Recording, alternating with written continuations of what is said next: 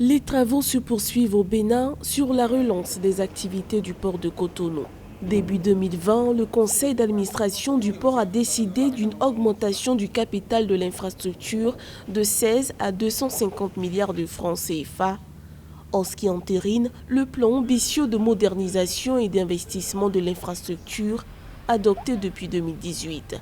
À terme, le nouveau port devrait renouveler et renforcer sa logistique au profit de toute la région ouest-africaine. Cette décision renforce notre crédibilité et accroît notre capacité de mobilisation des ressources pour répondre à nos objectifs de modernisation. Une modernisation qui passe par de sérieuses réformes structurelles dans des opérations de dragage et d'extension. Le port pourra ainsi atteindre d'ici 2023-2024 15 à 16 mètres de tirant d'eau dans son bassin contre 11,5 à 13,5 mètres actuellement et une surface de près de 270 hectares, soit 25 hectares de plus.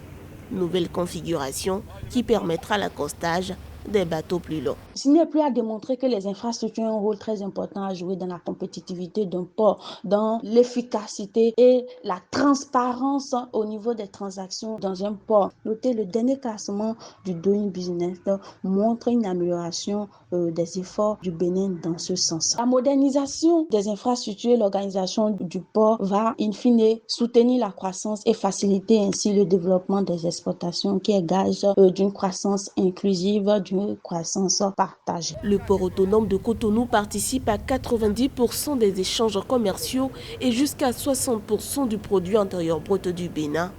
Mais depuis la fermeture des frontières avec le Nigeria voisin, ralentissement du trafic global cumulé qui en 2019 n'a atteint que 10,09 millions de tonnes, en baisse de 1,85% comparé à 2018. Autre impasse, la fermeture des frontières due à la crise sanitaire mondiale.